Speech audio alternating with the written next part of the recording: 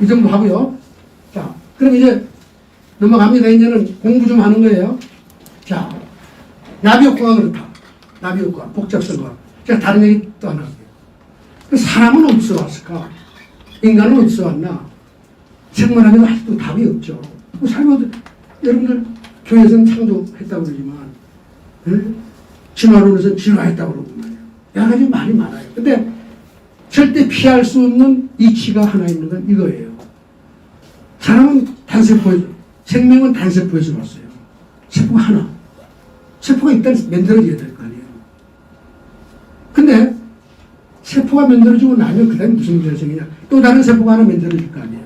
그래서 그 세포가 두 개 만나면 그 그냥 세포가 아니에요. 그걸 조직이라고 그럽니다.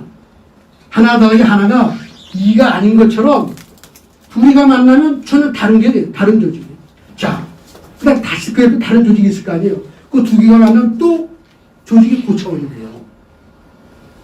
이게 아까 말씀드린 이 나비효과라든가 복잡성 과학의 핵심이에요. 제가 우리 조상이라고 한 사람이 화실생물이 바로 이거야. 이렇게 일어나는 거예요. 사람이 태어날 때, 엄마 뱃속에서 나올 때 30조 가까운 세포를 가지고 태어나요. 저 숫자가. 근데 성인이 되면 주로 100조가 넘는 세포를 가지게 돼요. 근데 제가 이제 가끔 질문을, 인간은 뭐 세포 덩어리 아니요? 그죠? 근데 여러분 세포 덩어리라고 생각합니까? 아니잖아요, 우리는. 뭐 동물도 뭐 자기가 세포 덩어리라고 생각 안 할지 몰라. 원숭이도 말이에요. 모르죠. 근데 우리는 적어도 인간은 우리 세포 덩어리가 아니야. 인간이지. 아, 그래? 그러면은 100조의 세포 덩어리가 어떻게 인간이 됐나? 이게 결정적인 질문인 거예요. 그 해답은 어떻게 해야 돼요? 100조의 세포 덩어리가 만들어지는 과정에서 끝없이 시너지가 생기는 새로운 조직이 만들어요. 아주 복잡한 조직이 다 만들어지고 뇌가 만들어진 게 다 세포가 만나서 시너지를 해가지고 또 다른 고차원적인 조직, 그게 또 고차원 조직, 이게 묶여서 나중에는 짜장! 인간이라는 게 나타난다 이거예요. 이게 경제 발전 현상과 같은 거예요. 나라의 발전도 이루고. 뭐 같으냐? 발전한다는 건요. 마차를 만들든, 뭐 대장간에서 마차를 한 10개 정도 만들었어. 그 나라가 말이에요. 근데 많은 사람이 국내에서 혁신도 하고, 뭐 일하는 방법도 바꾸고, 뭐 분업도 하고 이래가지고 마차가 100개 만들었어요. 응? 그럼 어떻게 돼요? 생산성이 10배 늘었다 이럴 거 아니에요. 소득도 10배 늘고, 부가 10배로 늘어나도 경제가 발전한다. 이게 경제학에서 하는 얘기예요. 근데 좀 이상하지 않아요? 경제학이라는 학문은요, 주어진 자원을, 주어진 목적, 마차 생산하는데 어떻게 잘 배분해서 마차 숫자를 극대화하느냐. 이게 경제학의 과제거든요. 그래? 그것뿐이에요? 자원을 새로 만들면 안 돼? 마차 말고 또 다른 거 만들어야 되는 거 아니야? 복잡성 과학에서는 어떻게 이걸 봐야 되느냐. 마차를 만들던 사회가 마차 100개 만들어서 철사로 이은 기차 되나요?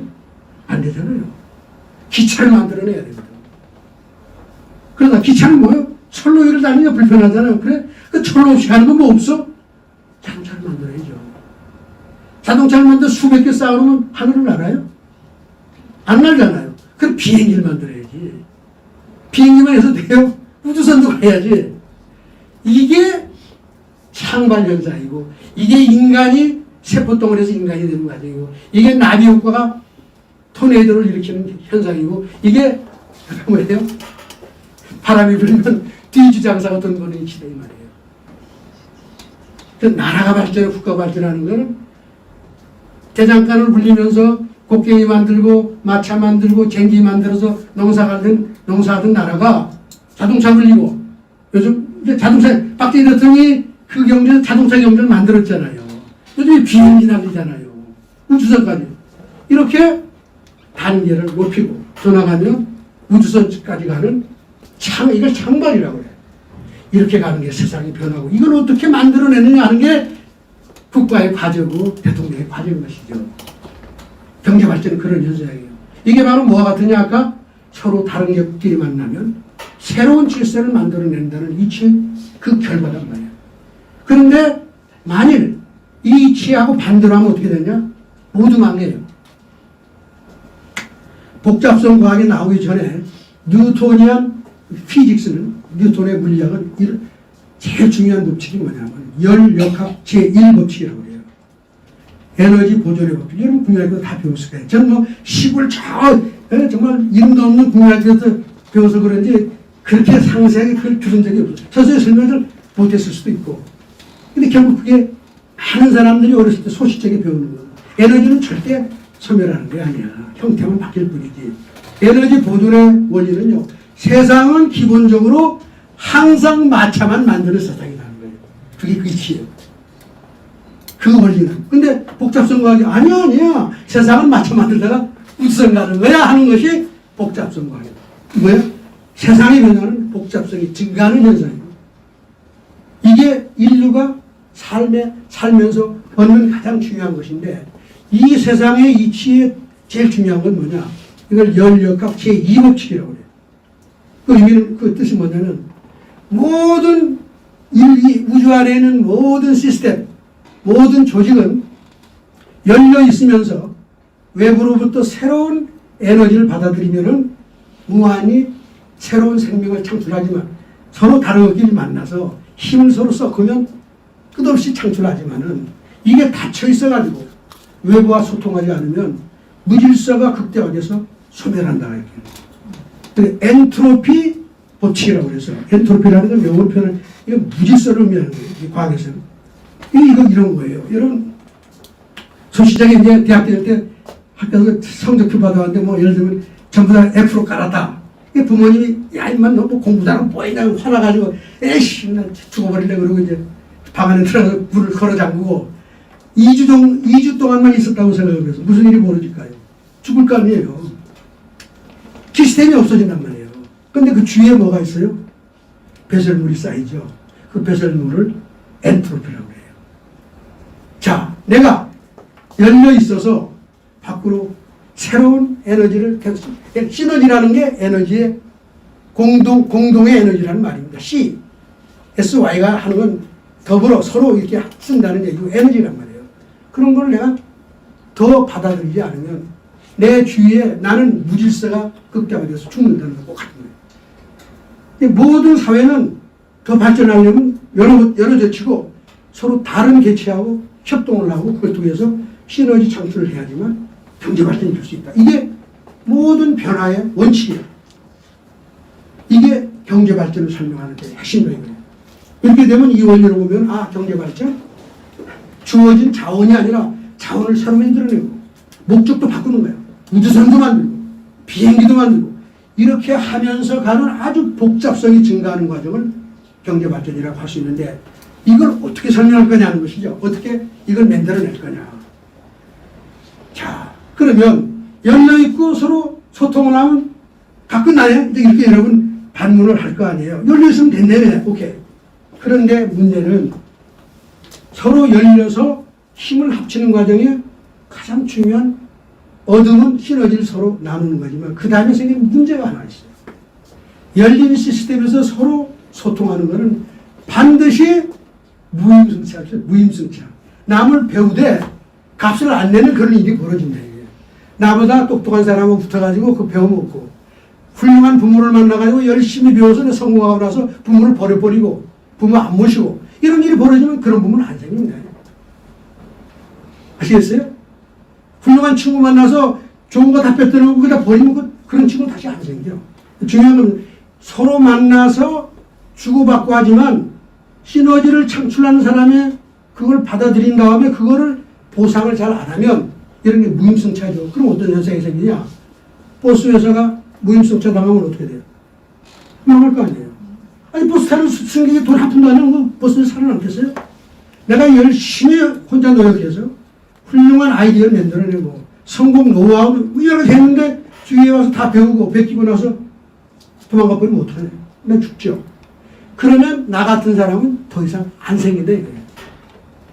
이게 너무나 중요한 거예요. 그러니까 서로 만나서 소통해야지만 경제 성장과 발전이 일어나고 사회가 발전하지만 그 과정에서 반드시 무임승차가 생기기 때문에 그런 현상은 아예 안 나온다 이게. 그럼 어떻게 되느냐? 이게 큰 질문이죠. 이런 관점에서 보면 역사에서 말해요. 훌륭한 문명이 영원히 간 적도 없고 다 망했잖아요. 경제 잘하던 나라 다 망하는 것이고 다 유한하더라 이거야. 그 원인이 뭐냐? 바로 이해선상이야. 우리가 농경사회라고 하는 한 2만 년이 넘는 오랜 세월을 사는 다 거지같이 살았어요. 그 당시에는 국가라는 것도 다 이 왕권 밑에서 말이에요.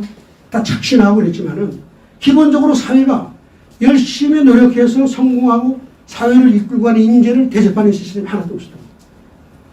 요즘 시체말로 얘기하면 지적재산권 제도도 없었고, 그러니까 이게 너도 나도 어떻게 다 고만고만하고 그냥 살고 마는 거예요. 새로운 인재가 등장하지는 않는다. 그래가지고 이제 근세에 들어오면서 지적재산권 같은 걸 만들어내고 기업 종력이 있는 뭐 개인도 마찬가지고. 근데 지적재산권이라는 건요, 뭐냐면 법적으로 이 재산이 이러이러한 거라고 딱 적어가지고 법으로 보호할 수 있어야 돼. 이건희 머릿속에 들어있는 건 지적재산권을 낼 수가 없어요. 삼성이 문화는 지적재산권을 낼 수가 없어. 삼성 안에 있는 몇 사람이 만들어낸 그 아이디어, 기술은, 물적 기술은 법으로 보호할 수가 있지만 삼성이 만들어내는 그 성공의 문화는 아무도 지적재산권을 보호할 수가 없다 이거예요. 대한민국에서 가장 위험천만한 기업이 어디냐? 삼성이야. 왜? 삼성은 IT 산업의 제조 산업의 1등이에요. 소프트웨어는 물론 미국의 애플이지만. 그럼 삼성을 그렇게 딱 앞에 놓고 나면 어떤 일이 벌어져요? 온 세계가 달걀들을 다 늦게 먹는 거지. 근데 우리나라는 그뿐이에요. 국가가 나타나가지고 저놈 잡겠다고 그러니 삼성이 얼마나 가겠느냐. 만 이런 식이 계속되면 삼성과 같은 기업은 대한민국에서 전혀 등장할 수 없어요. 즉 트럼프가 야단 법석을 떠는 이유가 있죠. 제가 미리 말씀드리면 되겠네요. 이게 세계 500대 기업이 국가별로 어디가 많은지를 제가 지금 표로 그린 거예요. 여기 보시면 90년대 초반에 말이요, 빨간 거예요. 이게 중국이야. 요게 이제 파란 게 미국이고, 요 녹색이 이게 일본이에요. 요게 세 나라가 영국, 불란서, 독일 세 나라고, 요 맨 밑에 있는 요게 한국이에요.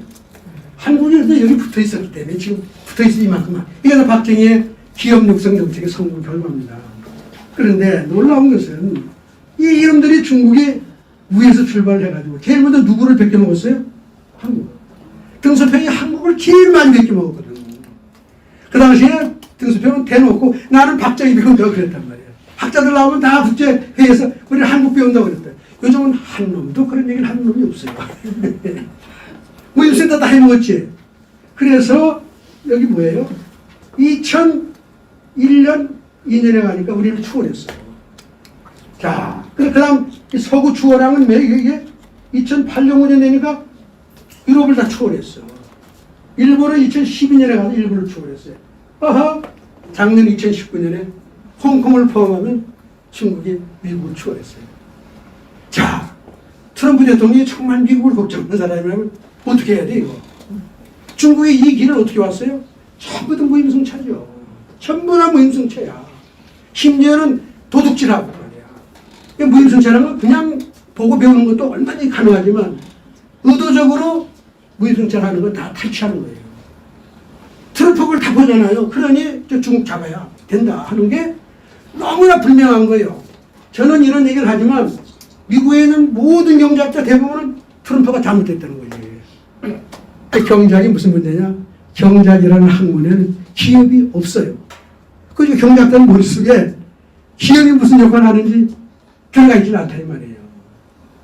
근데 경제학자들 중에 기업 키워야 된다 하는 사람들은 그 이론하고는 밖에 이론 외에 살다 보니까 기업이 잘 있어야 되는 거고 그래 그냥 하는 거지만 이론적으로 왜 필요하지? 일자리 만드니까 그건 답이 아니죠. 왜 기업이 필요하냐를 했을 때 답을 내려고 기업이라는 게 없으면 경제가 망해. 이론적으로 그걸 증명을 해줘야 되는데 그렇게 하지 못하는 게 경제학이다 이거죠. 그냥 경제학자들이 그냥 그걸 뭐라 그래? 그냥 애들 나가서 적당히 그냥 붙여서 얘기를 하는 것이지 경제학의 기본 모형인 완전 경제학 모형이나 경제학 모형에는 기업은 자본, 노동, 기술로 분해돼서 없어요. 근데 여러분 자본이나 노동이나 기술이라고 하는 기업이 아니에요. 기업이라는 건 사회적인 기술이야. 자본과 노동과 기술을 가지고 어떻게 조직화하고 사회, 기업 내부 조직을 어떻게 하고 법적인 책임을 어떻게 하고 이 모든 걸 규정하는 주식회사법이라는 게 이게 기업이지. 그 공장이 기업이 안 되는 거죠. 그건 경제학이 없단 말이에요. 이걸 놓고 아무도 이런 걸 놓고서 트럼프를 디펜드 하는 사람이 저밖에 없어요. 제가 이 페이퍼를 하나 써가지고 미국 전화를 여러분들 보냈는데 네다섯 번인지 빠크를 맞았지만 나 포기 안 하죠. 이해 못하는 거죠, 이게 미국 경제학에. 근데 저는 제가 옳다고 생각해요. 이 기업이 그렇게 중요한데 이게 이제 다시 돌아가면 이 기업이라는 게 그 무임승차를 막는 장치란 말이에요. 여러분 시장이라는 뭔지 아세요? 우리 모두 다 무임승차하는 거죠. 나가서 다 남하는 거 보고 배우잖아요. 그 감내나요? 안 내잖아요. 그런데 기업이라는 건 뭐 여러분 다 누가 제가 돈 있다. 여러분 다 기업 종업원이 되라고 그랬다. 그날부터 무슨 일이 벌어진지 알아요? 여러분 제 명령에 다 따라야 돼요. 안 그러면 파이어. 그 기업의 본질이에요. 시장에서 일어나는 모든 행동은요. 합의에 기초해야 돼요. 상대방이 100% 동의를 했을 때 뭐에 동의해요? 이 재화, 이 상품의 양과 가치와 그것에 따른 값 이것도 다 상위 서로 동의하면 거래가 되지만 합의도 안 했는데 내가 너 이거 안 사면 이렇게 해서 강압하면 그건 시장이 아니에요. 시장에서는 항상 합의를 기초로 해요. 예를 들면 미국에 있는 모든 사람은 멀리 떨어진 사람 계약해야 되는데 계약을 위반하면 어떻고 저떻고 온갖 걸 써놓고 하는데 그게 쉽게 그 합의가 되겠어요? 이렇게 하면 엄청나게 많은 비용도 들어가고 시간도 들어가서 아예 포기하는 거지. 이 시장에서는 훌륭한 사람이 자기 걸 100개 가는 사람을 봐도 너 내 거 100개 갔잖아. 우리 값 좀 내. 얘기하면 상대방이 그게 뭔데? 그럼 내가 어떻게 그걸 법원에 가면 법원에 알아요? 그러니 세상은 항상 앞선 사람이 따라오는 사람한테 착취를 당하고 있는 다름이 없어요. 학교에서 공부 잘하는 학생은 다른 모든 학생이 모범이고 모든 학생에서 많은 역할을 하는 거예요. 기회를 그걸 인정을 안 하면 어떻게 돼요? 인정 안 한다는 게 뭐예요? 자금도 안 주고 상장도 안 주면 어떻게 돼?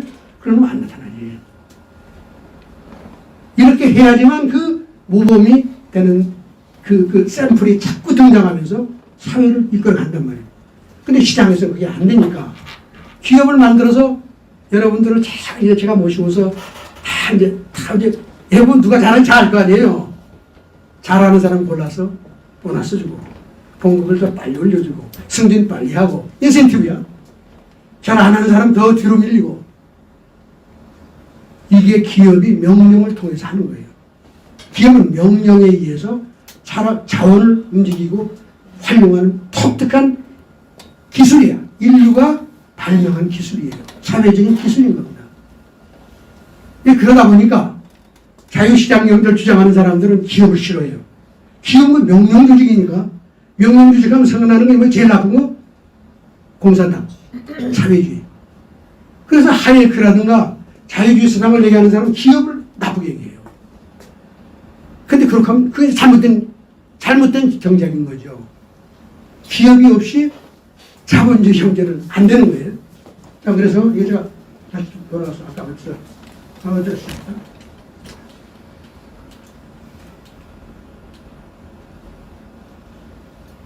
그렇지, 여기서. 자, 그래서 이제 제가 정리를 하면 경제 발전을 하려면 어떻게 해야 되냐, 그럼. 경제적 성과가 우수한, 그 우수한 개인이나 기업을 우대하는 이걸 제가 경제적인 참여라고 하죠. 인센티브를 주는 그런 나라가 돼야 돼. 흥하는 이웃을 키워낼 수 있는 나라가 돼야 된다. 이걸 경제적인 차별화다. 하늘은 스스로 돕는 자를 돕는 것과 똑같은 이치로 열심히 노력하는 사람이 대접받는 경제라 해야지만 그게 발전의 가능성을 갖는다는 거예요. 경제적으로 참여하는 거죠. 이상합니까? 경제적으로 잘하는 사람한테 또 잘할 수 있도록 도와주는 게 그게 시장이 하는 일, 여러분들이 다 하는 일이죠. 근데 문제는 제가 이런 얘기를 하면 차별이라는 말도 까는 거네. 요즘은 뭐 남녀 평등 동성평 이성 평등 온갖 걸 치지. 이 떠들는 평등 사회가 돼가지고 이런 얘기하면 연락 자빠지는데 그런 게 아니라 성과의 차이를 인정하고 다르게 대접하는 사회라야만 경제라야만, 정치라야만 경제 발전에 기여할 수 있다는 거예요. 그걸 반대로 하는 거 경제 평등주의, 사회주의입니다. 다른데 서로 다른데 다르지 않다고 그러고, 성과가 다른데 다르지 않다고 그러고, 오히려 성과 없는 사람도 대접해야 된다고. 아까 얘기한 대로 학교에서 공부하는 잘하는 학생 장학금 다 없애고, 가난한 사람 공부 안 하더라도 그냥 그 지원하는 게 좀 옳다. 그거 망하는 거죠. 이렇게 거꾸로 경제적인 성과의 차이를 무시하는 사회는 반드시 망한다. 경제 추락의 충분 조건이에요. 그게 사회주의가 모두 망한 이유다 이거예요. 이렇게 되면 이제 우리 이 위원장도 그렇고 자유주의 얘기하시는 분들은 야 자유가 중요하고 자유가 중요하죠. 그런데 자유는 어디까지 중요한지 아세요? 자유는 공기하고 같은 거예요. 공기가 없으면 우리가 죽죠. 그러나 공기가 있다고 다 건강해요? 아니잖아요. 자유는 없으면 우리가 죽어요, 사실은. 그러나 자유 있다고 다 발전하나요? 아니죠. 자유는 필요 조건이에요. 우리가 살고 자유롭게 살고 뭔가 창출하고 뭘 만들어낼 수 있는 그 선택, 이런 자유로서 이 공기처럼 있지만은 그것이 마차에서 우주수도로 가는 농경사회에서 지식기반 경제로 가는 경제 도약을 가져오는 데는 역부족이다, 이런 걸 제가 얘기하는 거예요. 자유가 뭘 가져올 거라고 앉아서 지키고 있는 나라는 다 망하더라고요. 전 세계에 박정희처럼 못한 대부분의 나라가 박정희처럼 못하고 있는데 그 이유는 그래 자유 그거 가지고 앉아있으면 다 돼. 아니다 이거예요. 제가 사실은 대한민국 경제학회에서 자유주의 경제학의 첫째 가람, 둘째 가람 서러울 정도로 제가 주장을 많이 하던 사람입니다. 그러다 보니까 정경련상의 한국경제연구원에서 삼고초려를 쳐보고 케디아에 있는 거 원장 좀 맡아달라고. 왜냐면 저 자유를 주장하니까 기업한테 도움 되겠지. 기업 기여하죠. 가서 제가 8년 동안 면담을 해줬습니다만은 자유는 공기와 같아서 중요하지만은 자유가 경제 성장과 발전을 가져오는 충분 조건은 아니더라. 자유를 물론 깔아놓고 뭐 재산권도 깔아놓고 그 다음에 누가? 정부, 기업이 나서가지고 할래 안 할래? 너 움직일래 안 해? 그래서 움직이게 시장을 돌아가게 만드는 게 제일 중요한 거예요. 아프리카나 후진국에 가면요. 자유도 주고 재산권도 주고 심지어는 유엔에서 돈도 나눠주고 열심히 하라 그러고 안 해. 돈 먹고 나면 그만. 옛날처럼 다 사는 거야. 이걸 소위 말하는 경제학에서는 경로 의존성, 문화의 경로 의존성이 나와서 그렇게 살아온 사람은 그냥 그렇게 사는 거예요. 대한민국 5,000년 동안의 그 거지 근성이 우리 건국 이후에도 계속됐고 5.16 10년 동안도 계속이 됐다 이 말이에요. 보릿고개가 그래서 안 바뀐 거예요. 그렇게 자유 주고 해보라고 앉아있어. 박정희가 10년 동안 해도 안 움직이는 거야. 그래? 오케이. 새만원 한번 해보자. 그게 지금 튀어나오는 메시지입니다. 다 뒤집어서 다 일어나고 이렇게 하면 사는구나. 딱 깨우치니까 다 자유하는 국민으로 바뀐 거죠. 그래서 이걸 꼭 아셔야 됩니다. 자유를 제가 부정하는 거 아니에요. 시장을 부정하는 거 아니에요. 시장이 있어야 되고 자유가 있어야지만 거기서는 얘기했죠. 무임승차 일어나죠. 문화 경로의존성 생기고 그러니까 시장이 있어 작동을 안 하는 거예요.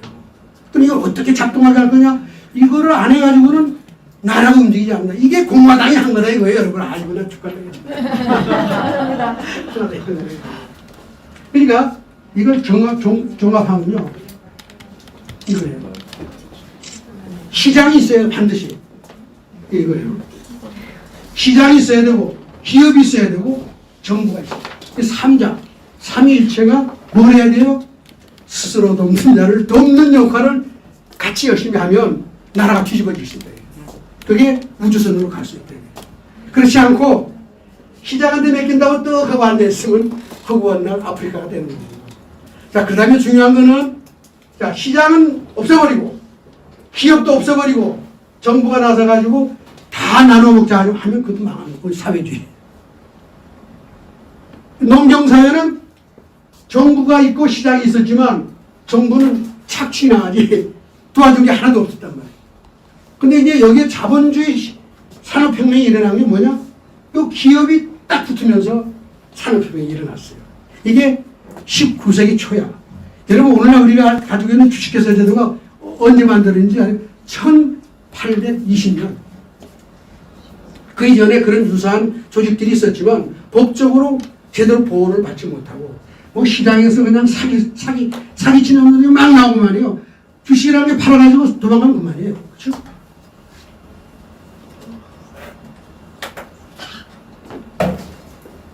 기업이라는 게요, 사회적 기술이라는 거예요. 인간이 만든 법에 의해서 만든 거야. 그러니까 그냥 기업이라는 게 하나의 법인 아니에요. 개인, 하나의 살아있는 영속하는 그 존재로 만들어낸 게 이게 법에 의해서 만들어낸 거니까 무슨 얘기냐면 이게 사기성이 너무 많지. 기업 어떻게 하는지 알아요? 종이에다가 아이디어 하나 딱 써요. 내가 몇 년 뒤에 뭘 만들겠다. 탁 아이디어 이 한 장에 10,000원 파는 거지. 여러분 사잖아요. 그게 주식이야. 근데 그 써있는 그 약속이 실천이 되면 대박이지. 그게 실천이 안 되면 다 사기인 거야. 이 기업이라는 건 기본적으로 무에서 유를 창출하는 장치이기 때문에 기업에서 일어나는 때때로 부정이나 이런 것들은 그건 항상 있을 수 있는 가능성이 있다는 사실을 인정을 해야 돼요. 그런 약점에도 불구하고 그게 성공했을 때 가져오는 엄청난 힘 때문에 자본주의가 지금까지 발전했고 우리가 그 기업 속에서 일자리를 얻어가지고 중산층이 된 거예요. 자본주의 이전에는 인간은 전부 다 땅 위에서 그래서 곡괭이 들고 이 땅 파고 살았단 말이에요. 오늘날은 어떤지 알아요? 모든 인간이 어디서 사는지 알아요? 다 기업 속이야. 여러분 기업에 속하지 않은 사람 하나도 없어. 그게 바로 다 중산층인 거예요. 그러니까 자본주의 사회가 아니면 중산층은 없는 거예요. 그러나 그 기업이라는 게 그런 위험성을 내포하고 있는 거예요. 여러분 그걸 아셔야 됩니다. 그래서 근데 그 농경사회, 자본주의 사회 변화가 이제 기업이 만들어지면서 왔는데 이렇게 보면 이 이론을 가지고 지난 2만 년 넘는 전 세계 경제학자들 다 설명할 수가 있어요. 기업이 어떤 역할을 했냐. 예를 들면 베네치아라는 데가 10세기 뭐 이때 한 1000년 가까이를 세계 가장 부강한 나라 역할이에요. 베네치아 알죠? 뭐 책도 많이 나오고 그랬죠. 박정희를 보면요 고지하고 같아요. 박정희가 1000년 역사를 이은 거예요. 베네치아가 제가 베네치아를 이렇게 설명합니다. 상인을 위한 상인에 의한 정치를 한 거예요. 완전 도시국가인데 상인들이 지배계층이고 정치까지 다 충만했어요. 어떻게? 기업을 최고로 잘할 수 있는 그런 나라를 만들어서 그게 1000년 넘는 세월 동안을 번영했다는 거예요. 박정희 시대 그와 다르지 않다. 제가 기업의 기업에 가장 최적한 기업 성장에 가장 최적한 제도를 만들어내고 분위기를 만들어서 기업을 앞장세워서 경제 발전을 만들었다 이렇게 설명할 수 있는 거예요. 이걸 제가 극적으로 제가 표현한 게 1975년인가요? 미국의 허드슨 연구소라고 그 당시에 그 미래 연구를 주로 하는 연구소 워싱턴에 있는데 소장이 허먼 칸 박사가 아니에요. 네. 박사하긴 없지만 미국에서도 너무나 이 천재라고 해서 알려져 있고 경제 문제, 미래를 미래학자예요. 그분이 대통령이 좋아해서 이제 갖고 와서 만나고 했잖아요. 이제 75년인가 또 자꾸 오다가 76년인가 그랬대. 와서 이제 만나서 대담한 게 어제 나온 게 있어요. 그 내용이 이런 겁니다. 그러니까 가만이야. 경제적인 그때 이제 이미 한강의 기적이 다 야, 저거 어떻게 저런데 박정희가 저기 미친놈이네 이런 시절이었죠. 그거 도대체 어떻게 이걸 했어? 당연히 아는 게 군대 전술이나 알고 뭐 군인 아니에요 이렇게 물어보고 이거 그때부터니까 그렇게 웃으면서 나야 뭐 아는 게 뭐 군대밖에 더 있어. 그런데 내가 나라를 운영해보니 말이요. 경제학자라는 사람, 실물 경제하는 사람이 없어요. 경제학자를 알 수가 없죠. 제가 이게 경제학이라는 학문을 실물 경제를 알 수가 없게 돼 있는 거예요. 제가 정말 여러 가지까지 온 거는 제가 한국경제연구원장을 8년 넘게 하면서 기업을 쏙쏙 들이고 이 경제 발전과 이게 제가 다 할 수 있는 경험과 그 기회가 있게 되는 그런 거죠. 저는 그 다음에 은행학, 뭐 금융권에 뭐 많은 사람이 와서 봉급도 많이 받고 그러는데 그 금융 잘한다고 뭐 그렇게 그 해가지고 무슨 뭐 재벌되고 돈 잘 벌고 해서 부자 되는 사람 내가 별로 본 적 없어요. 이런 얘기예요. 근데 보니까 그 기업하는 그 재벌이라고 불리는 그 기업하는 사람들이 그게 돈을 벌고 부를 만들고 그런 걸 내가 발견을 했습니다. 그래서 제가 한 일은 그 기업들, 뭐 거기 표현이 재벌이라고 됐어요. 대기업들이 원하는 게 뭔가를 잘 보고 그걸 손바닥에 놓고 너 이걸 원해? 원하는 거 해주고 안 하면 또 이게 뭐 하고 이게 뭐 유인책이죠. 박정희 유인 통치술이라고 내가 표현을 했는데 그 기업들이 원하는 걸 살살 해주면서 그걸 끌고서 유인을 했더니 이 사람들이 내가 수출 다 하고 기업 다 일으키고 산업 다 일으키고 이 사람들이 다 만들어줘. 제가 별로 한 거 없습니다. 그러고 하는 얘기가 뭐예요? 그 다음에 그리고 경제발전 계획을 만들면 5개년별 저는 그 계획을 만들면 그 숫자가 살아 움직이도록 할 때까지 제가 고민하고 합니다. 이 숫자가 살아 움직인다는 게 되게 웃기잖아요. 그게 뭘 의미하느냐. 제가 해석하죠. 숫자가 살아 움직인다는 건 그 계획이 어떤 과정을 통해서 어떤 인센티브를 주면 어떤 놈들이 움직여서 이걸 만들어낼까를 고민했다는 거예요. 이 숫자가 살아난다 이거예요. 그 얘기를 제가 새마을운동은 몇 살 가게 다닐 때 그 얘기를 인용 다 했는데 이거 얼마나 놀라운 일입니까? 그 숫자가 움직인다 이거예요. 그 어떻게 되는 거면 이게 무슨 소리야 이러지만 제가 보기에는 박정희라는 사람은 오늘날 현대 경제학 입장에서 보면 인센티브 경제학의 시초야. 박정희 시대는 그 학문은 그 분파는 만들어지지도 않고 그게 한 10년 20년 뒤에 만들어져 가지고 요즘 와서 경제학 노벨상을 받고 있어요. 작년에 노벨상 받은 사람은 박정희 대통령의 새마을도 꼭 같은 걸 베껴가지고 조그만 동네에 가서 실험을 해봤는데 그게 잘 되더라 한 걸 해가지고 노벨상을 받았죠. 그래서 제가 감히 얘기 웃기는 놈들아 박정희를 노벨상 줘야지 그런 얘기를 해서 이제 책을 썼는데 이 사람은 그 인센티브에 대한 게 너무나 명백한 사람이야. 화면 역할을 그렇게 한 거예요. 시장의 역할을. 기업들이 많이 꼼짝 못해요. 도망갔던 기업도 와서 다시 일을 하고. 그 일 시키는 거 아시잖아요. 인센티브를 딱 들고 있으니까 도망갈 수가 없는 거지. 그리고 잘못하면 가르치고 신상 필버리고 이러니까 온 나라 기업들이 이 사람들 꼼짝을 못하는 강제한 게 아니라 세상에 말이죠. 자식도 그렇고 강제로 무슨 일을 시키면 절대 그 일은 본질을 바꾸지 못합니다. 형식만 바꾸는 거예요. 그 일이 그 시간이 지나면 다 흐지부지 되는 게 그게 강제의 문제. 사회주의가 다 강제로 해서 얼마나 좋은 일이에요. 그 강제로 했더니 다 망한 거지. 왜 사람이 본질이 안 바뀌기 때문에 그렇다. 사람은 원래 인센티브에 움직이는 게 인간인 거예요. 박정희가 너무나 간파했고 그렇기 때문에 개발기업 수출을 몇 프로 성장 몇 프로 다 해놓으면 성장 오케이 기업 어떤 기업 오케이 요거 이렇게 하면 요거 움직이면 이거 된다. 숫자가 살아나는 거 아니에요.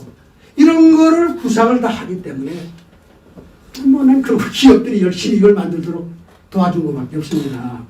그게 박정희의 대담론입니다. 그래서 이 이론을 제가 경제발전의 일반 이론이다. 이건 그동안 설명하지 못한 많은 나라들의 경제발전 역사를 설명할 수가 있고 물론 박정희를 완벽하게 설명을 할 수가 있고 일본도 완벽하게 설명할 수 있고 지금 미국의 트럼프도 왜 저 짓을 하는지 설명할 수가 있고 그래서 이건 경제발전의 일반 이론이다 하는 이름으로 책을 내고 맨 앞에 제가 이 책을 누구한테 바친다는 걸 영어에 다 쓰죠. 뭐라고 쓴지 아세요? 세계 70억 인류의 번영을 위하여. 이게 지금 출판사에 번역하고 있습니다. 박정희 경제학이라고 불러도 됩니다. 그게 기업에 대한 얘기예요. 아까도 말씀드렸지만 기업은 우리의 집입니다. 우리가 기업이 없으면 중산 의리를 만들어지지가 않아요. 다 농토에서 거지같이. 소위 말사스 한적. 말사스라는 사람이 한 얘기 알죠. 인구는 기하급수적으로 늘어나는데 농업의 생산성은 산술급수적으로 리니어하게 말하자면 인구가 늘어나는 것은 자동차에서 우주선 가는 식으로 늘어나는데 비선형적이에요.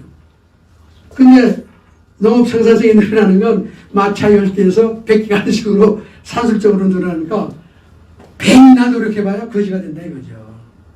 아니 새끼를 자손을 계속 내니까 주어진 농토에 뭘 또 어떻게 늘릴 수가 없죠. 아무리 노력해서 혁신을 해봐도 인구 증가하면 다 까먹어요. 그래서 결국 어떤 일이 생기느냐. 패스트 걸려가지고 반쯤 인구가 죽으면 그때 먹고 살기가 괜찮아요.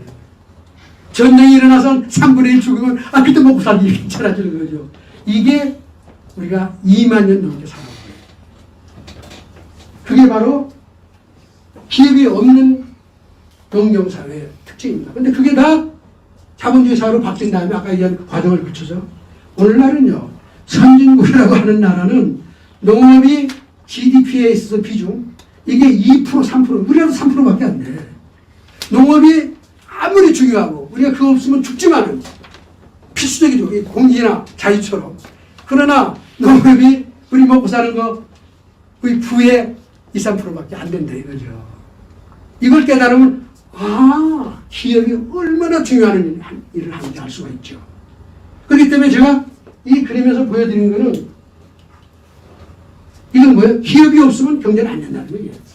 이런 사상을 제대로 가지고 있어야 기업 정책을 어떻게 해야 되고 본질적인 문제를 제대로 얘기할 수 있는데 우리 지금 경제학은 이게 없어요. 기업이. 그리고 이것도 없어. 이것만 이것만 모델 이걸 이론으로 가지고 있으면서 필요하면 기업이 중요해야 사실은 해보면 또 어떤 때는 정부도 어떤 때 필요한 거야. 이 얘기를 하고 있기 때문에 이 경제를 설명할 수가 잘 없더라 이런 얘기죠. 그래서 이 기업이라는 게 그 안에서 시너지를 내기 시작하면요 감당을 할 수가 없는 거예요. 미국의 대기업도 아시죠.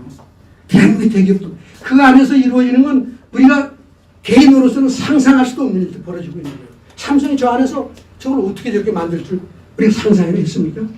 저게 힘을 합치는 것이 그 복잡성 과학의 그 특징 이게 작동이 돼가지고 창궐을 계속 하는 거예요.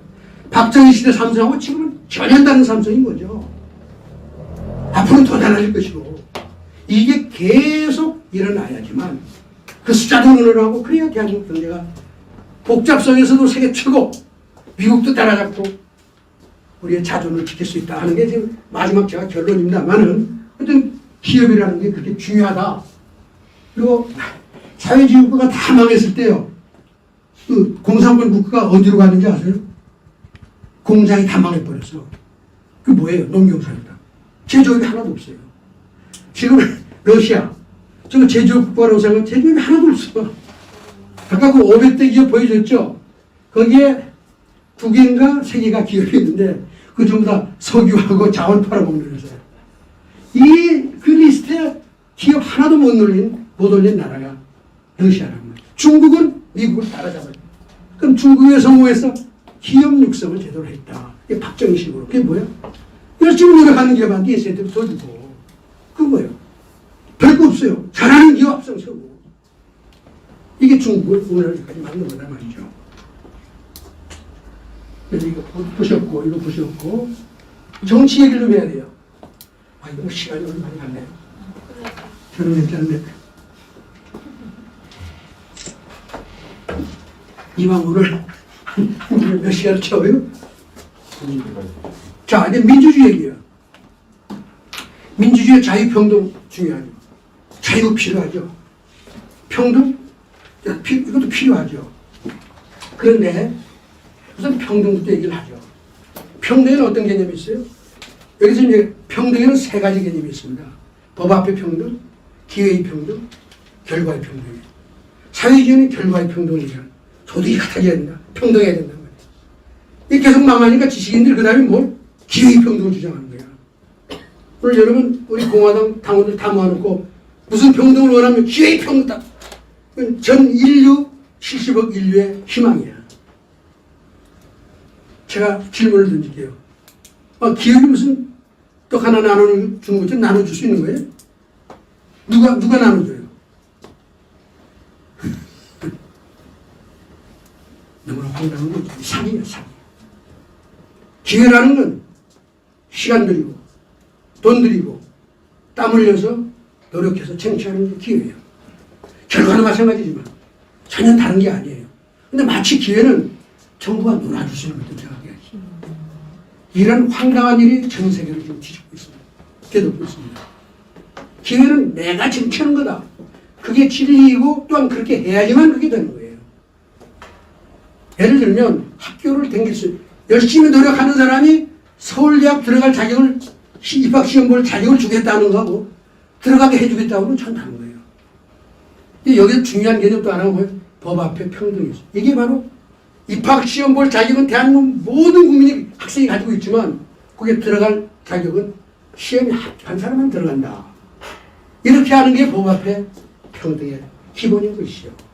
그래야지 들어가는 사람이 열심히 노력해서 결과로서 들어가고 이래야 실력이 늘어나고 들어가서도 마찬가지고 이렇게 해야 되는데 오늘날 전 세계는 기회가 무슨 자유제 공기처럼 마음대로 나눠줄 수 있고 앉아서 요구하면 되는 거고 앉아서 기회를 달라고 그래. 이게 말이 돼요?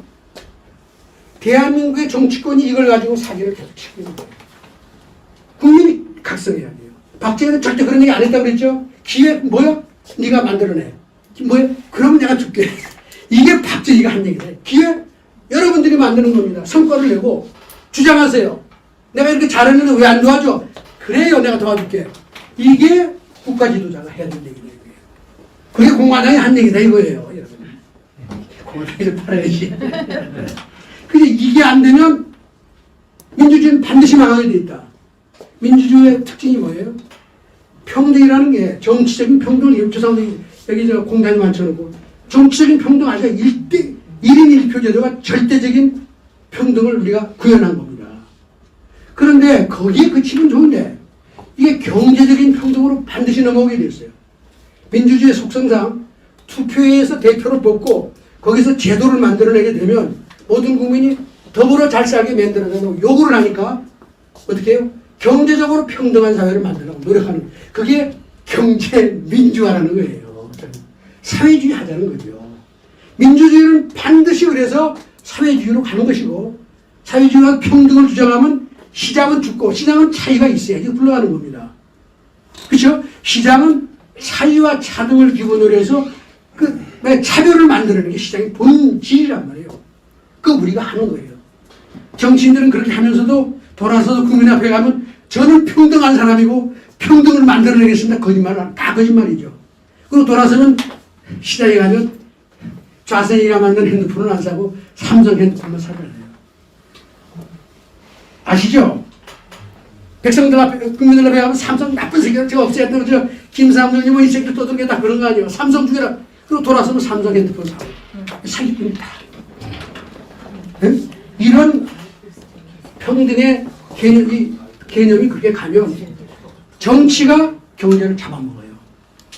그게 지금 전 세계가 부딪히고 있는 문제고 어느 나라도 예외가 없다. 미국도 마찬가지예요. 그렇게 자본주의의 최고 경제의 원리를 가지고 나가는 경제가 오늘날은 완전히 좌파로 돌아가고 있는 거예요. 민주당은 좌파중에 좌파예요. 우리나라보다 더 강해요. 좌파적인 성격이.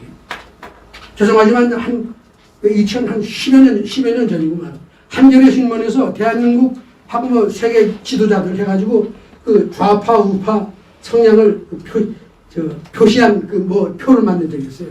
제가 경제개발연구원장 할 텐데 어떻게 한겨레 신문 기자가 나한테 질문서를 보내와서 이거 보내달라고 뭐 자기 한번 참고해서 뭐 보냈더니 그걸 찍었어요. 대한민국에 한 100명 가까운 정치인 학자 찍어놓고 뭐 미국에 진짜 오바마 뭐 다 해놨는데 우리나라의 정치권에는 모든 사람은 다 좌파예요. 자성이 빼놓고 그리고 김문수 빼놓고 공명고 있구나 세 사람도 빼놓고 전부 다 좌파예요. 오바마마저도 우파에 들어가 보기는 오바마도 저 좌파거든. 그래 대한민국이 얼마나 좌종화돼. 여러분 저 한겨레 신문 것들은 다 했어요. 그럼 뭐 제가 거짓말하는 거 아니에요? 난 뭐 그냥 한대로 해서 했는 거 다이나가 다 평가한 거죠.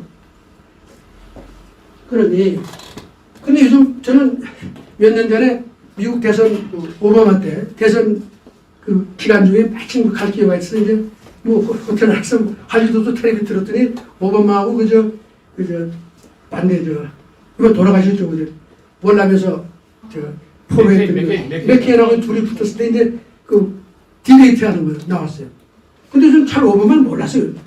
딱 얼마 오래 딱 보고 나서 가는 거였어요. 저 오바마 저 완전 이거 좌빨이네. 정말 놀랐어요. 근데 알고 보니까 진짜 좌빨이야. 민주당이 완전히 그래갖고 요즘에 이제 트럼프가 어려운 거면 온 미국이 지금 좌파로 다 바뀐 거야. 그 민주주의 때문에. 미국의 학계, 경제학계는 물론이고 70, 80%가 다 좌파가 됐다. 그래서 제가 주장하는 이론이 야 이거 큰 불운 소재, 되는 거죠. 불운 소재. 그래서 정치권이 각성하지 않으면 사실은 이게 나라가 위태롭다. 그러니까 이 교수님도 얘기했는데 전 세계 이제 나라들 좀 봅시다. 이거 그래서 제가 말을 정치의 경제화와 경제의 정치화라는 말을 만들었어요. 박정희 시대는 정치를 경제화, 경제의 하위 개념으로 쓰고 그러니까 그게 독재라고 소리가 나오는 거죠. 박정희가 독재한 게 아니라 그 대통령 하고 싶은 포퓰리스트. 에? 좌파 정책하겠다는 김대중의 무슨 경제로? 대중경제. 이런 거 못하게 막은 것이 박정희가 독재자라고 되는 거죠. 네? 근데 그 이후에 제가 이제 얘기한 그 다 뒤집어져서 이제 모든 경제정책이 정치화가 돼서 모든 경제정책이 평등으로 관리가 돼요. 평등이 되면 돈을 써도 아무런 경제적인 발전, 경제 발전 효과는 없는 거죠. 돈을 지원하면 받는 사람은 좋지요, 행복하고 쓸 때는 좋아요. 근데 그 쓴 돈이 경제를 발전시켜 복잡성을 늘리는 우주선으로 가는 그걸 만들어내는 효과는 하나도 없다 이거예요. 돈은 그냥 쓰고 마는 거예요. 우리 세금 내고 그냥 쓰고 마는 거지. 그게 창발을 만들어내는 방향으로 쓰이려면 반드시 성과를 따져서 그 차이만큼 따르게 대접하고 동기를 부여하는 일을 해야지만 새로운 걸 만들어내는데 그거를 한 게 다 없었단 말이에요. 지금 대한민국의 경제정책이라고 그런 의미에서 붙일 정책이 하나도 없어요. 이게 정말 불행한 일입니다. 오늘 하는 거에서 이거 다 경제의 정치화다. 제가 이름을 붙이죠. 이게 선진국들 말이에요. 선진국 지난 60년 동안의 경제 성장률. 이게 전부 다 내려가지고 그냥 내려가는 것만 보세요. 이게 다 0에서 2% 사이야. 망하는 다 망하고 있잖아요. 근데 이 60년, 70년 동안 전 세계 어느 나라 경제학자, 어느 나라 정치인이 국민 여러분 망하게 해드리겠습니다. 안 했다 이거죠. 이거 여러분 너무나 중요한 사실이에요. 자, 이거는 그것도 후진 선진국들 다른 여러 나라. 이거 전부 다 내려오는 거야. 요 위에 있는 게 이게 한국이에요. 이게 다 내려온단 말이야. 이게 한국이 얼마나 빠른 속도로 내려와요. 이게 지금. 이게 다 이게 2% 뭐 다 이렇게 하고. 이게 다, 이게 뭐냐, 이게. 이걸 설명을 못하니까 경제학자들이 말해요. 그래, 우리가 잘 모르는, 이게 아마 뉴 노멀이라는 걸 들어보셨어요? 신문에? 신정상. 이게 이제 세상이 그런가 보다. 얼마나 창피한 얘기예요. 노벨상 받은 놈들이 나와서 하는 소리, 그런 소리야. 그러니까 제가 박정희한테 노벨상 수여하는 게 가끔 우스갯소리를 하죠. 자, 이게 중국, 인도야. 여기 얘들아. 요거 인도. 이 나라 빼놓고는 후진국도 다 엉망이에요. 후진국은 뭐 영원히 가장 놓지도 않았지만 중국하고 인도가 조금 나아요. 근데 중국이 좀 얼마나 갈지 모르겠죠. 응? 자, 이건 분배야. 아까 그 선진국들. 이거 진위 기술. 이거 다 올라가죠? 올라가면 나쁘다고 그랬죠? 이게 지금 70년대 중반에서 다 올라가. 이 밑에 있는 게 뭐냐? 한국. 이거 보세요. 박대기 대통령 시절에 쫙 내려오죠? 이 어디까지 왔어요? 민주화 직전까지 내려갔다가 쫙 올라가잖아요. 이걸 가져다 놓고도 박정희 시대를 욕할 수가 있느냐 이거예요. 그리고 오늘날 우리가 하고 있는 걸 뭘로 이걸 디펜드를 할 수가 있어요. 방어를 할 수가 있지. 이렇게 만들겠다고 정치인 누구 손 한번 들어봐라. 경제학자 손 들어봐라. 이거 왜 그러냐? 원인은 평등주의 때문에 그렇다. 제 답은 간단하죠. 기업다 잡겠다고 그러고 일자리 못 만들게 하고 열심히 하는 사람 뭐 열심히 못하게 하고 열심히 하는 게 죄야. 성공하는 게 불이익을 받을 조건이고 대한민국이 좀 열심히 하는 게 아무런 도움이 안 돼요. 그런데 어떻게 열심히 하는 국민이 나오며 열심히 하는 기업이 나오겠느냐. 이게 바뀌지 않고는 이게 한국입니다. 너무 놀랐잖아요. 대한민국에서 이 데이터 나오시도 않아요. 외국에서 나온 데이터를 제가 가져다 썼는데. 이게 뭐 다른 선주국 다 진이야. 다 올라가요. 추세만 보세요. 타이완은 우리보다 더 심해. 벌써부터 이거 70년대에서부터 올라가기 시작한 거예요. 그러면 괜찮아요. 제일 밑에 있잖아요. 우리나라 같이. 그리고 또 이건 또 그럼 시장에서 소득을 둔 데가 나쁘니까 그거를 정부가 재분배 해가지고 그걸 고친다고 그러잖아요. 여러분 그건 아시죠? 재분배 정책. 가처분 소득을 높여준대. 가처분 소득을 봐도 다 나빠져. 진위를 보면. 그러니까 시장에서도 나빠지고 정부가 주는 소득까지 합쳐도 계속 나빠지고. 그래서 생기는 또 문제는 뭐냐. 복지부담. 이 시장에서 나쁜 소득을 고치기 위해서 정부가 지원해서 가처분 소득을 만들어내는데 이 두 개가 계속 벌어지는 거예요.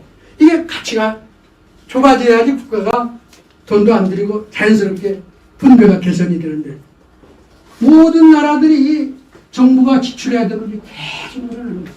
이건 뭐예요? 지속 가능하지 않다는 거죠. 그래서 안타까운 일은 전 세계가 지난 60년 동안 자본주의 사회를 나쁘다고 그러니까 누가 사회주의자 그래요. 이걸 바꿔보겠다고 열심히 해서 좋은 잘 사는 나라를 만들겠다고. 박근혜 대통령 김정인이라는 사기꾼을 데려다가 모두 행복한 나라를 만들겠다고 정강벽제 다 만들어 놓고 물론 거짓말이라는 걸 알고 쭉 잘라내서 이제 그 탈이 났지만 안 되는 거죠. 안 되는 거예요. 왜 안 되느냐? 아버지 박정희가 있던 하느님 역할을 못한 거죠. 시장 역할도 못하고 스스로도 없는 자를 앞장을 세우는 그 원리 하나도 제대로 실천을 못한 거예요. 제가 박근혜 대통령을 혹시 제 기억으로는 적어도 한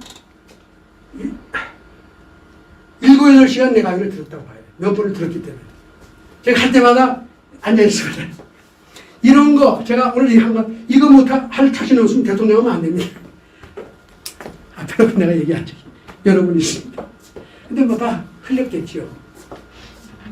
근데 이거는 벗어날 수가 없는 철칙이에요. 왜냐하면 이건 근본적으로 우리의 삶의 현장에서부터 나온 진리에서 그 이치에서부터 시작이 됐기 때문에 이걸 벗어나서 무슨 딴 유별난 무슨 매직 솔루션 그런 게 있을 수가 없다. 그리고 이게 좀 아주 원초적이고 쉽지만은 경제 발전 현상을 설명할 수 있는 좋은 이론이라고 생각을 합니다. 여러분 오늘 이거 이해했으면 제가 여러분들 전부 다 박사학위 드릴게요. 경제학 박사 받았다. 제가 미국까지 박사학위 받으면서 배운 경제학 다 뒤집어 엎고 새로 만든 거니까 여러분 저하고 똑같은 위치입니다. 그래서 그동안의 경제학계에서는 세상은 평등하다. 마켓이라는 건 너도 나도한테 모두 골고루 잘 살게 해주고 가장 아름다운 세상이니까 정부도 아무 일도 하면 안 되고 그냥 놔둬라 하는 게 그동안의 경제를 사는 얘기예요. 시장 중심. 그리고 놔두면 다 잘 된다 이거죠. 근데 칼 막스라는 놈이 나타나서 뭐라고 해요? 아니야. 세상에는 잘난 놈이 못난 놈 잡아먹는 거야. 약육강식이다. 기업이라는 거는 이 돈 많은 놈들이 노동자 착취하는 장치고. 그래서 뭐야? 말하자면 그렇다 이게. 그러니까 이런 거 불평등한 세상을 만들기 위해서 이 창조자를 다 없애야 된다 이거야. 열심히 노력하고 시너지를 낼 수 있는 원천이죠. 시너지의 창출자를 없애야 된다는 게 칼 막스의 세계관인 거예요. 흥하는 이웃이 있으면 뭐 어떻게 돼? 내가 망한다. 이건 사회주의 간단합니다. 과학적이지 뭐니 얘기해도 그냥 다 한마디로 자유주의 뭐야? 흥하는 이웃이 있으면 내가 망한다는 이념을 실현하는 정치 구호다. 그럼 딱 끝나는 거예요.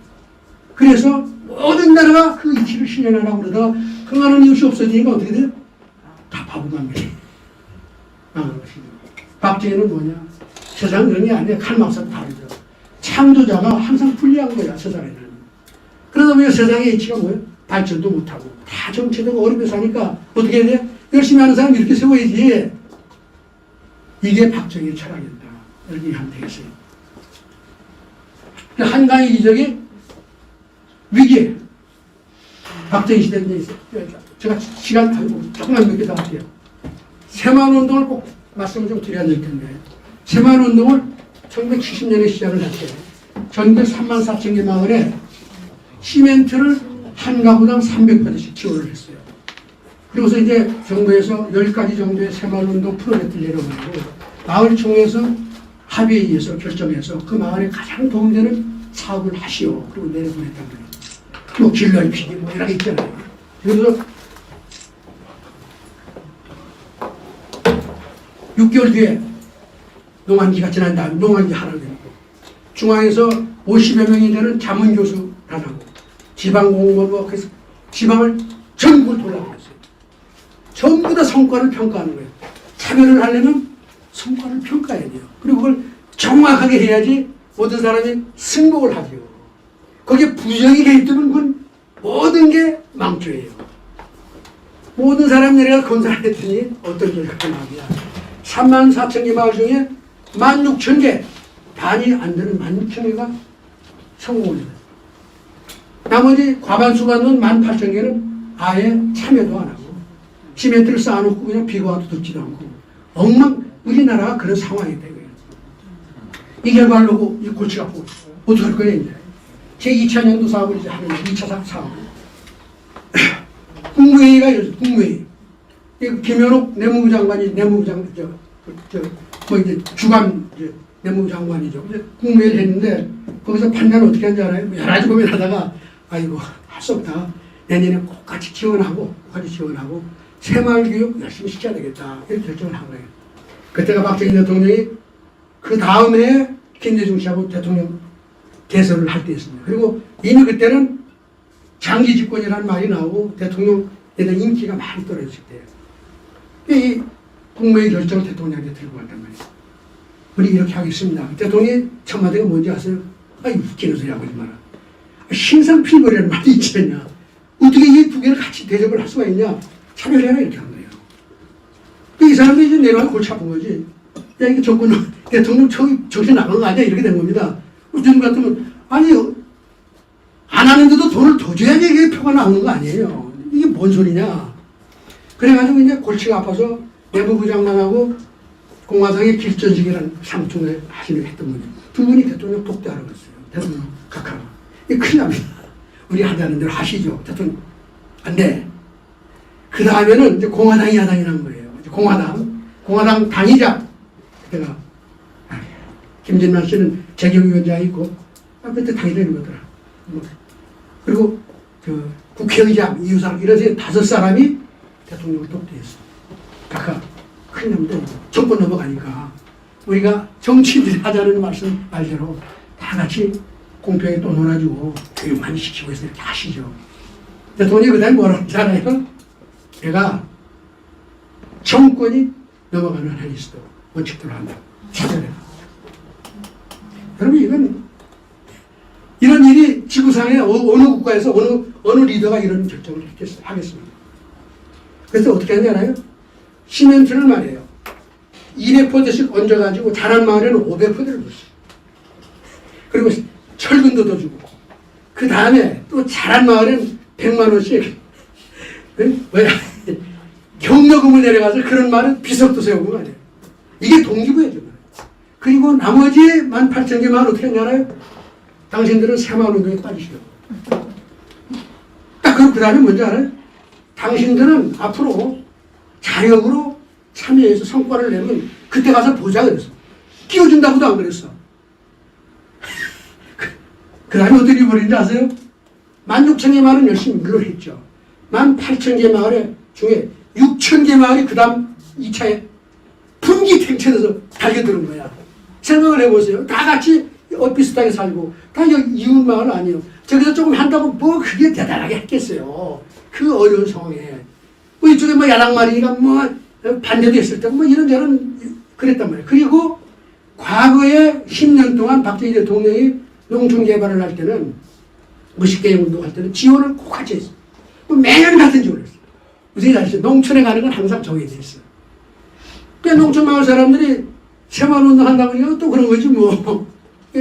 등수가 나왔단 말이에요. 또 나오겠지. 그래서. 이거 봐라. 기대를 했는데 안 주잖아요. 어떻게 해? 최종 같은 그때도 그랬죠. 내 새마을 지도자한테, 야, 너 이거 어떻게 된 거야? 백 없어. 야, 우리 동네, 어디 장관 누구 없냐? 언제 가서 또 백 쓰려고 그럴까? 야, 정치인권 다 가서 들쑤실 거 아니에요. 그 되겠어요? 대통령이, 야, 내 정권을 걸고 안 된다고 그러는데. 그거 어떡하죠? 6,000개 마을이 옆에 마을과 어떻게 하는 거야? 이제 공부하기 시작을 하는 거죠. 그래서 한 계절을 하니까 선거가 나왔잖아요. 대통령이 어떻게 돼? 6,000개 올려라. 그래서 첫해 잘한 말하고 합쳤다. 그거 지원하고 또. 나머지 12,000개만 또 아웃. 그래서 대통령이 제일 잘하는 마을을 자립마을, 두 번째 마을을 자조마을, 제일 밑에 아무것도 안 하는 마을 기초마을이라고 정해놓고 앞으로 기초마을은 절대 지원하지 마라. 자조 자립마을만 지원해라. 그게 새마을운동의 정책이었습니다. 이런 예는 지구상에 어디 가도 찾아볼 수가 없어요.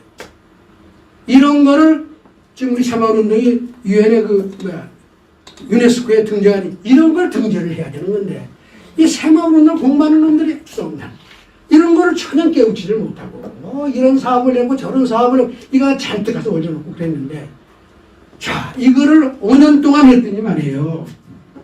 이 놀라운 기적이 이렇게 일어나는 거예요. 이게 100이 넘으면 농촌이 도시보다 잘 사는 겁니다. 이게 개발연대 산업화를 시작하니까 그전엔 농촌하고 도시가 다 못 살았잖아요. 근데 도시가 빠른 속도로 성장하니까 농촌은 상대적으로 나빠진 거죠. 그래서 조금 나아지. 근데 그래서 이제 옛날에 농촌이 더 잘 살았단 말이에요. 143이니까 뭐 50% 이상 잘 살았단 말이에요. 근데 이게 점점점 산업화가 되면서 나빠져. 도시가 더 발전하니까. 이랬다가 이 70년에 새마을도 시작하고 이 몇 년이야? 4년, 5년 만에 완전 뒤집어 버렸어요. 농촌이 더 잘 살게 된 거 아니에요.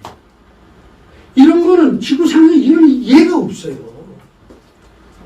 그리고 이게 대통령 돌아가실 때까지 지속이 되고, 물론 마지막 79년에 그 특별한 해야지 돌아가시는데, 이때는 성적이 기록이 나빴지만, 이게 너무나 놀라운, 저는 이게 불가사입니다.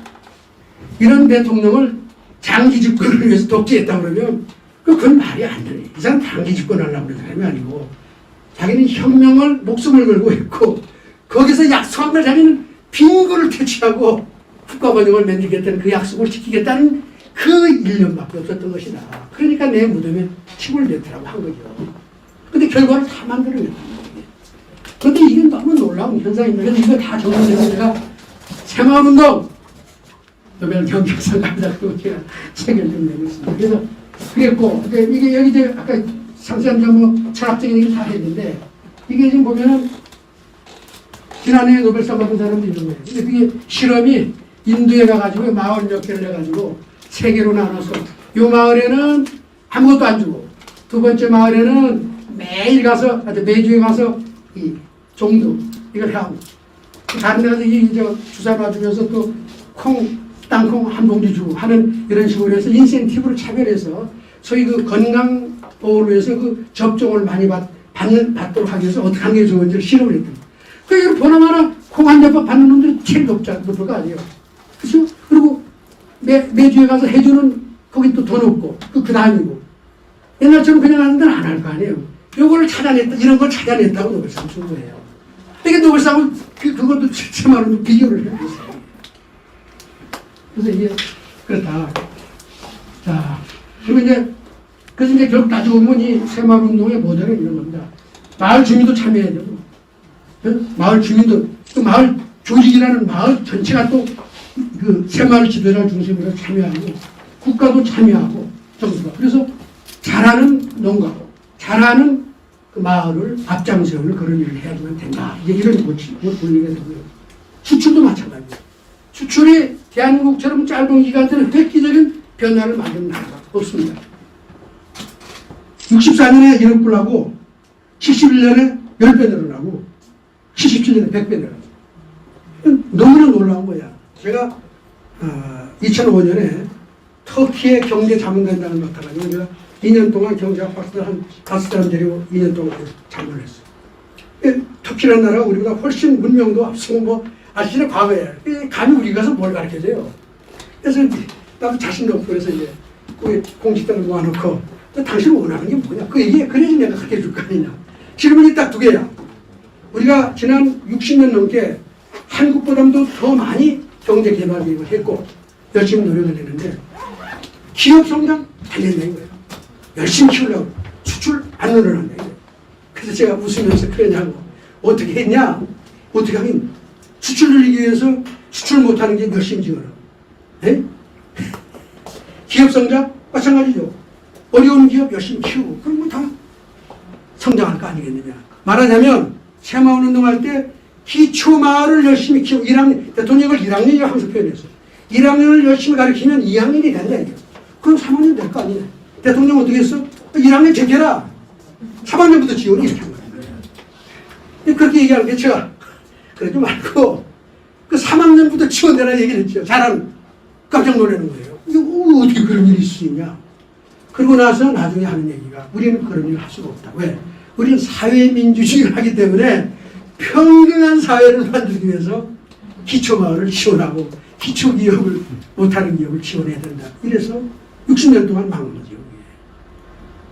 이런 이치를 이해하면 저는 후진국이나 선진국에서 박정희 그 모델을 그냥 쓸 수 있다고 봐요. 수출은 그렇게 성공한 거예요. 우리가 수출 성공의 가장 중요한 원천이 뭐냐. 매년 수출인이 안에 대한민국 수출기업의 등수를 다 매겼어. 그건 자동적으로 매겨져. 그 당시에 수출을 달러를 벌면요. 전부 다 한국은행에 가서 다 봐요. 다 알잖아요. 원화로 다 바꿔야 되니까. 연말에 11월 30일 날 한국은행 여직원들이 주판으로 제가 한국은행 왔더니 때문에 딱 그러면 대한민국 등수가 기업 등수가 쫙 이렇게 꽃등에 나오죠.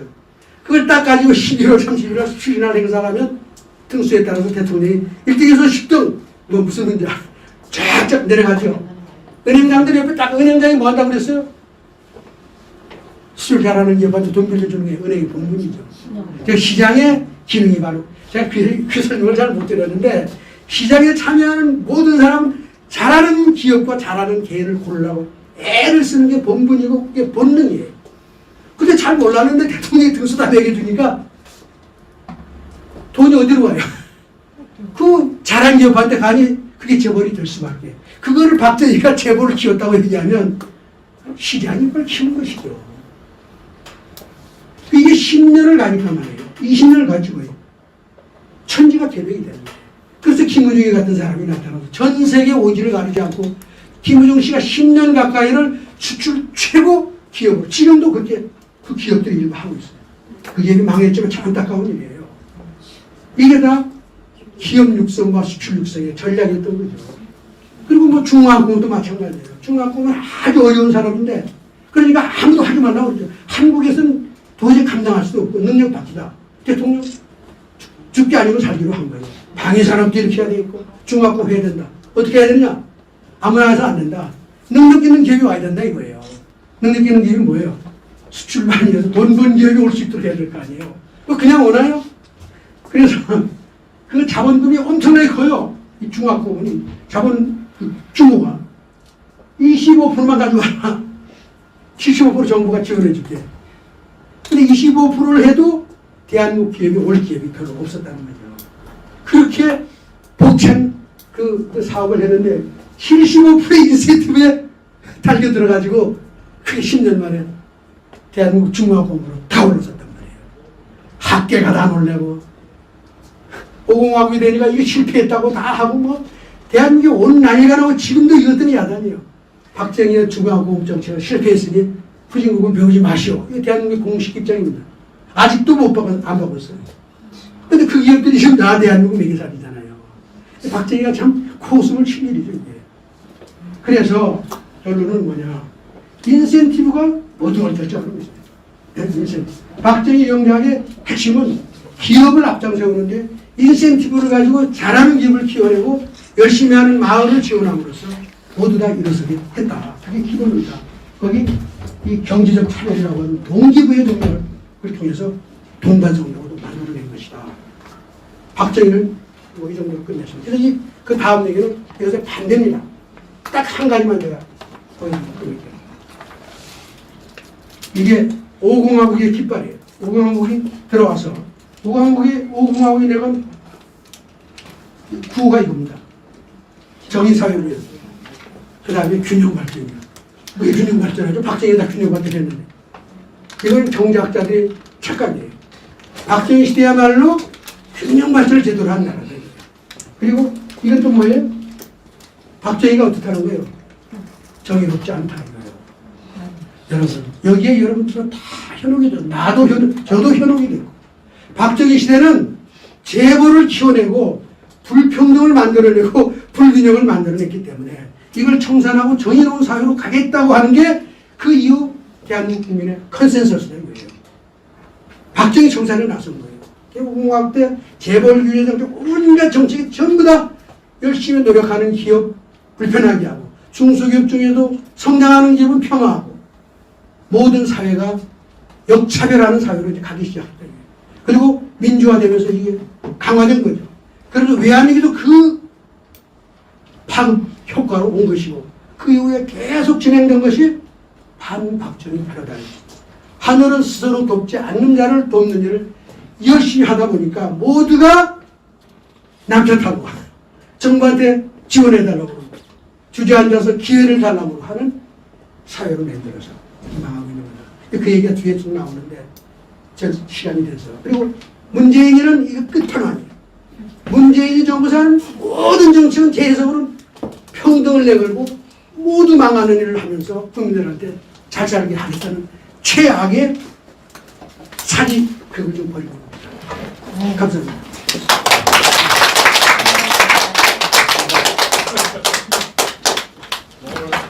시간이 많이 지났는데 또 질문은 뭐 없죠? 어떻게 하나 있어요?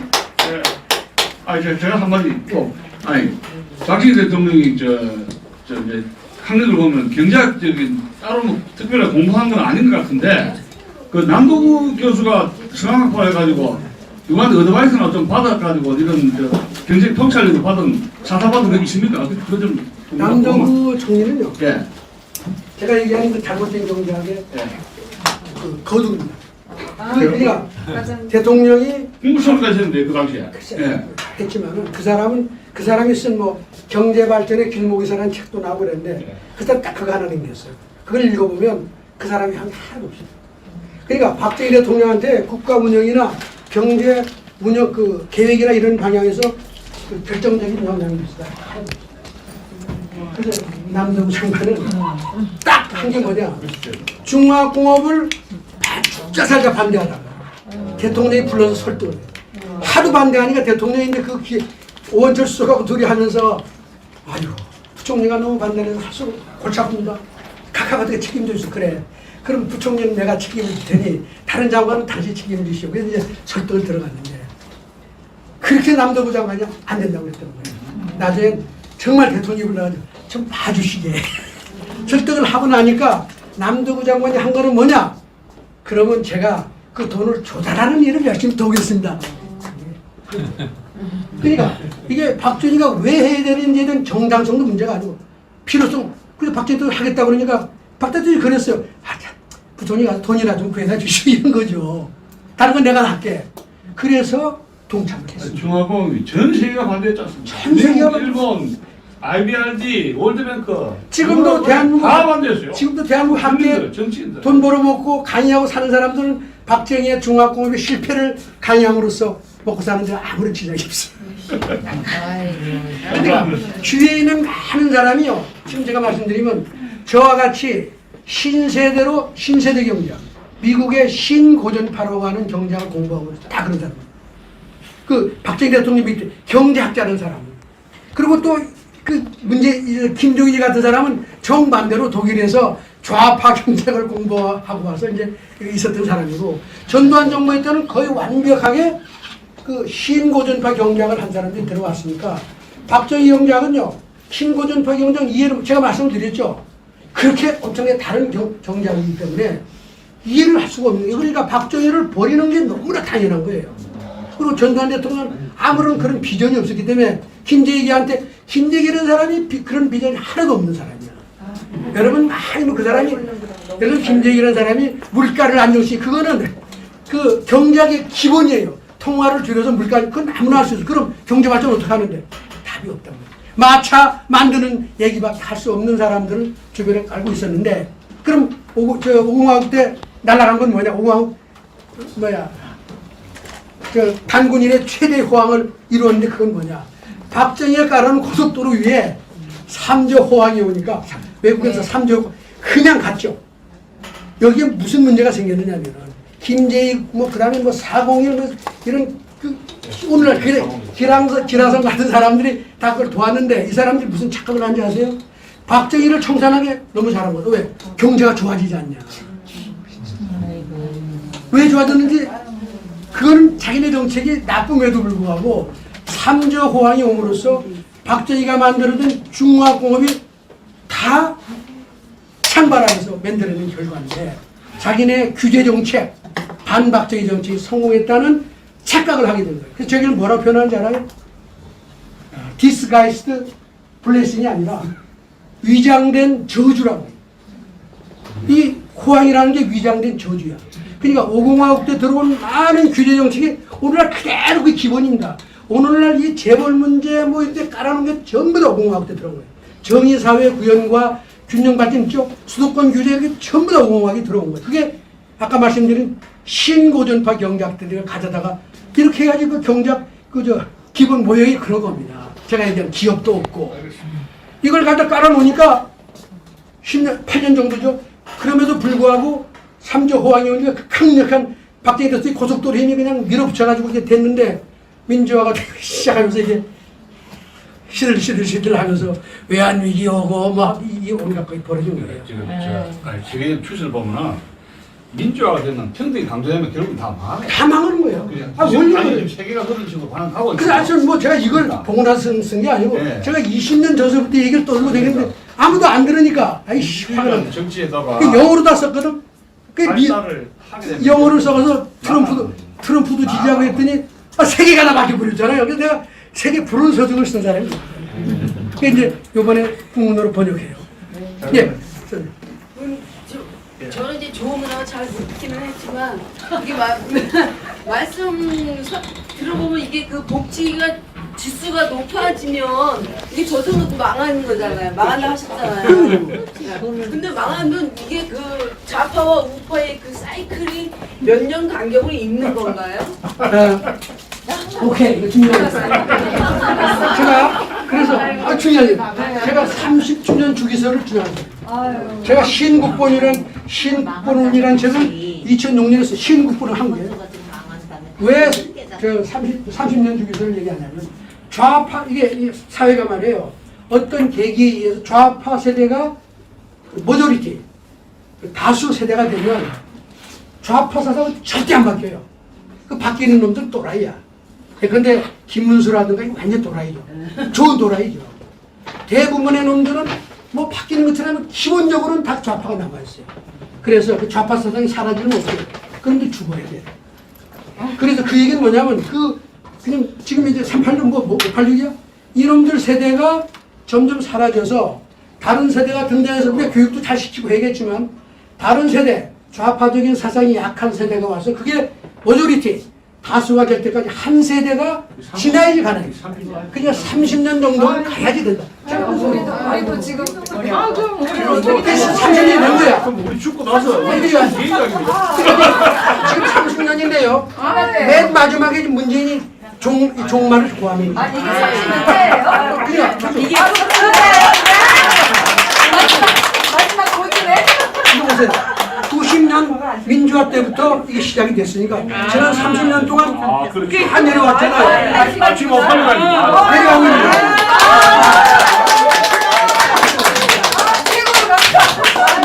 제가 제 얘기라고 얘기하세요.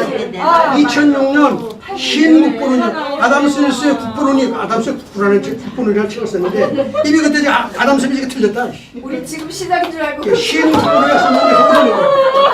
그러면 오늘 사진 찍고 혹시 아쉬운 분들은 5초 있으니 밑에 가서 아이고, 내가 오늘 이게 최고의 질문이에요.